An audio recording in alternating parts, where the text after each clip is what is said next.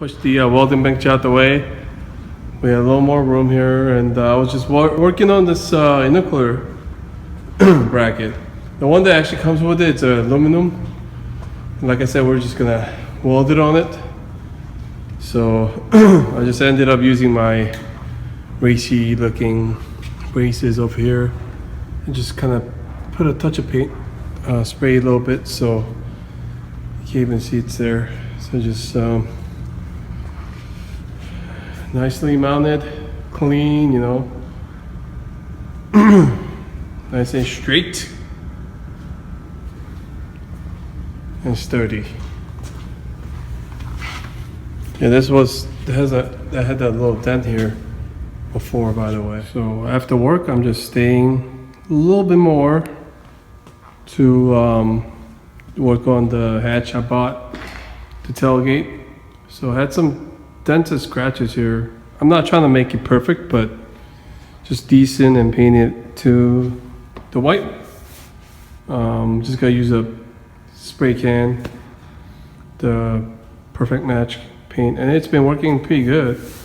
So I'm not trying to spend too much time on this one, and just gonna sand it down to 400, probably maybe 800, 1500, but sand it and start spraying. So I'm just patching it up, and this is where the emblem was, and just little dents and scratches. I'm just filling it up and as we go. So Aaron just took off, and the owner came by, and he's so far happy with it.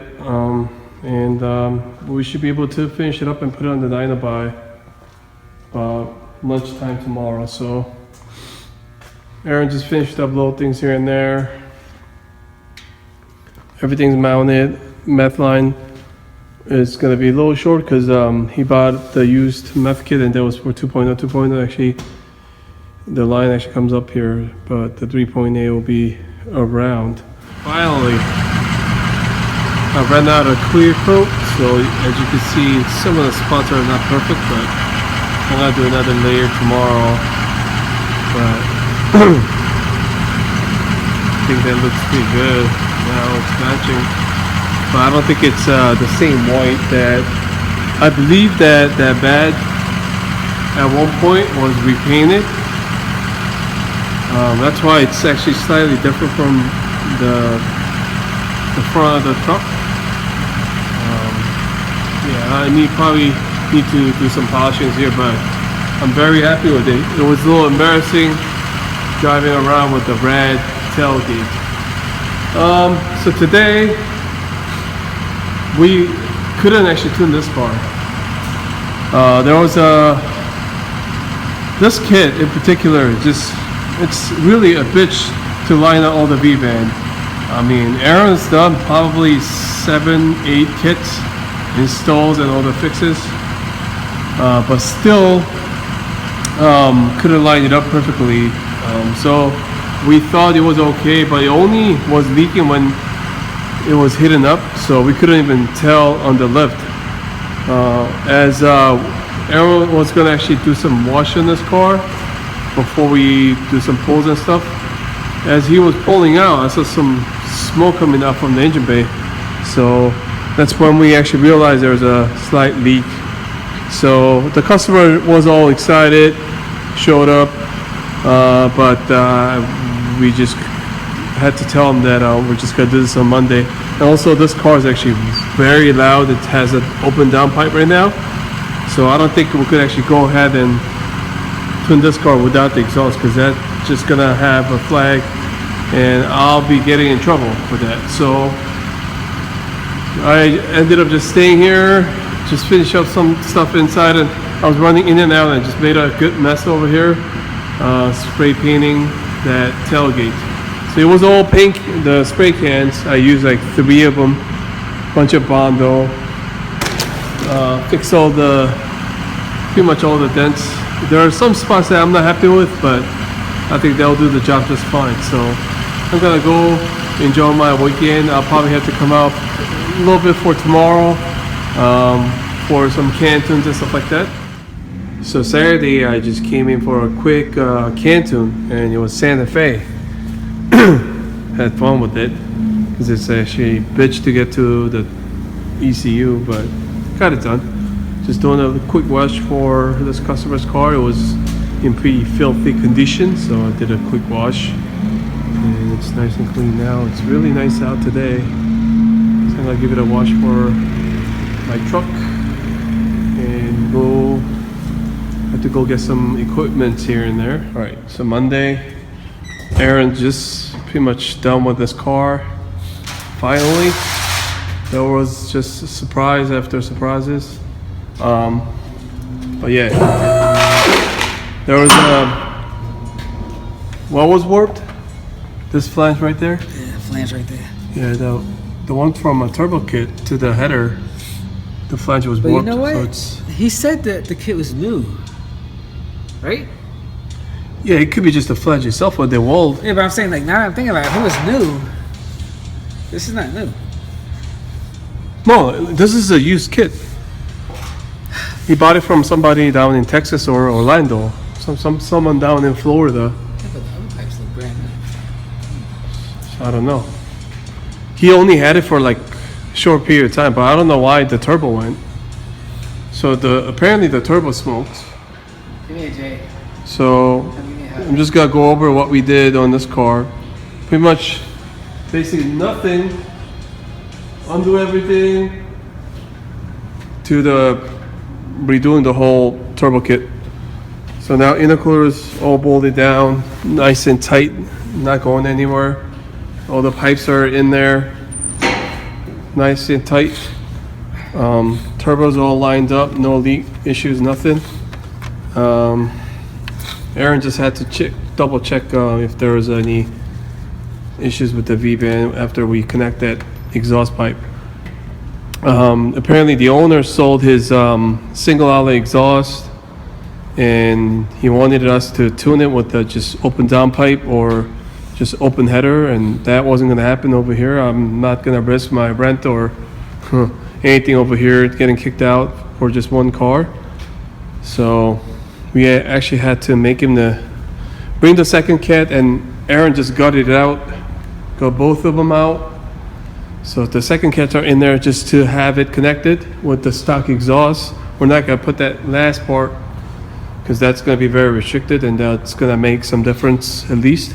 But we put that pipe on now so that we could actually reduce some of the sound, but it's still loud.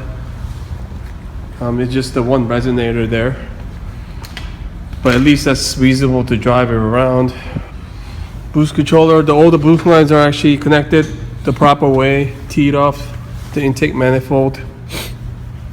You have to put the map sensor back on. The map sensor is now connected and bolted down.